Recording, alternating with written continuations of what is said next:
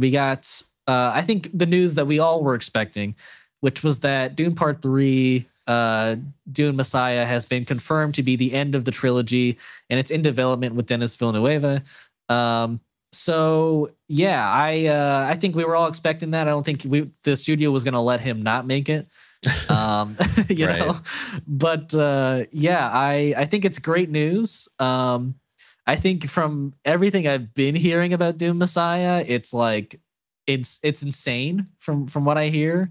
But I think it's which should still probably be the crazy good ending to a trilogy.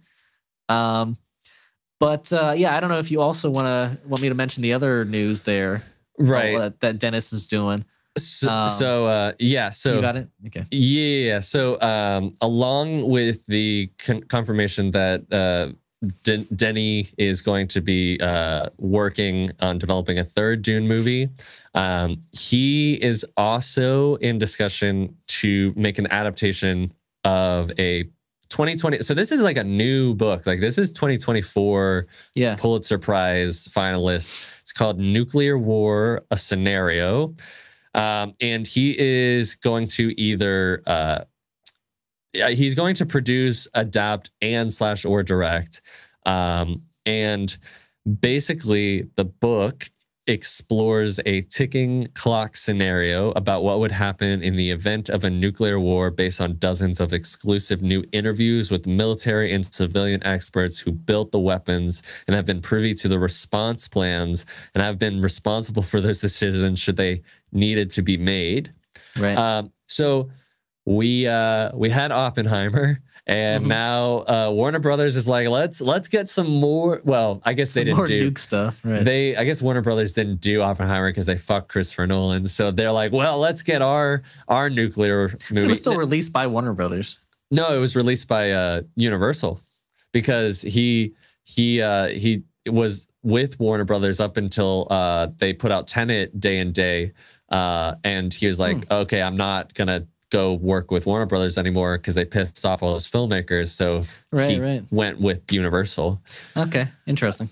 And so regardless, I think that this book sounds extremely interesting, but also probably terrifying.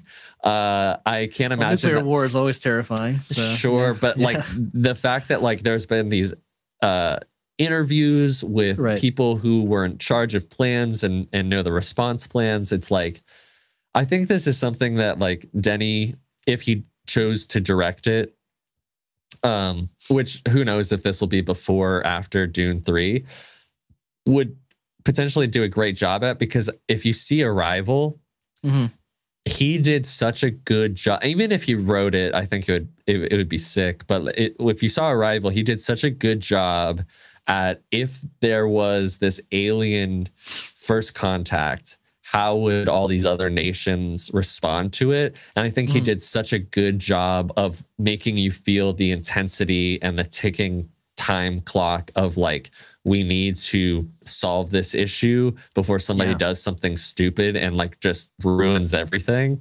Right. So I think the book and adaptation sounds incredible. And with regards to Dune 3, although I haven't read Dune Messiah yet, I have it sitting on my bookshelf. I should probably just go read it after this book I'm reading. But from what I understand, a lot of people who like the Dune movies might not love how Dune Messiah ends. And he made a lot of adaptations to Dune 2. And I'm wondering if he will kind of steer really things in a certain direction, steer things like a lot different. I still am fairly sure that there's no way that I think it would be a pretty bad thing if he ended Dune 3 on a good note. I think it has to be a tragedy. I think it has to be like a fall from grace. So I still think there'll be core elements there, but I'm just excited that we get a third one, because I don't think that as I love Dune 2, but I still don't feel like that was a conclusive, like a final ending. Right. Yeah. Like it can't be the final ending to that story. Right.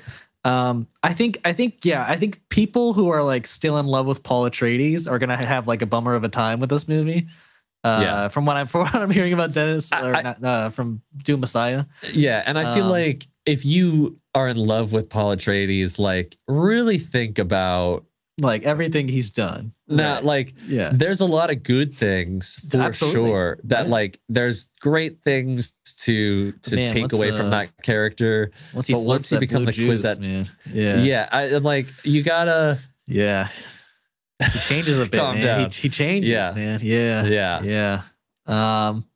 So yeah, like I'm excited. Hopefully, it comes out in the next 3 years at least. I'm willing to wait 3 years for that for sure.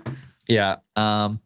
But yeah, the other movie, also Nuclear War Scenario, super excited for that. If that comes out first, I wouldn't be too upset. Maybe, I don't know. Maybe I'd rather have Dune Messiah come out first. But a movie that really like reminded me of or that Nuclear War Scenario really reminded me of was I don't know if you've ever seen War Games. With Matthew Broderick. It came out in 82. Oh, no. So that's a really good one where he's just a super smart kid who like hacks into like this government program and starts playing like games with it. And so he plays this like basically this world, like I guess war game where there's nukes and shit involved and so like apparently that accidentally like sets off that program to like launch nuclear missiles, right? And so like the whole journey is like getting to that point, like where like he has to like fix things and so it's really well done where this program knows about tic-tac-toe and like how there can't be a really like if two people are smart enough, there can't be a winner to tic-tac-toe because you just you're just gonna keep tying over and over again. And so he basically like he like makes it understand that like nuclear war is that kind of a game where it can't win any scenario it goes into. So it finally like shuts down the codes. And I'm like, it's not like super close to like, I guess this movie that we're describing, but it is like, you know, in a sense, like a real world scenario of like how nuclear war would go. And I think, if you haven't seen War Games, I think it's a really good one. That you should watch. It's interesting that it's tic-tac-toe because like when I was reading a book recently, it was like just saying that like whoever is second will never win. The best they can do is tie. Right. Yeah. So I mean, I guess that's a good way to like make you think like, yeah, I could easily die in this scenario for sure. Yeah. But I love War Games, so yeah, I'm super excited to see another like nuclear kind of scenario type movie. You're excited? So, I am excited for that movie. Okay, Zach? I think it's a cool fucking like concept that I want to see. No, it is a cool concept.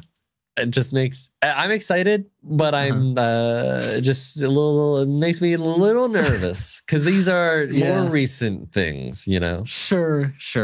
I guess I just like to think that like humanity in itself, like anybody who launches the first has to know that like they're dooming humanity, you know. That's what I would like to think, but who knows? Maybe we're all not that smart. Yeah, I don't think we're that smart.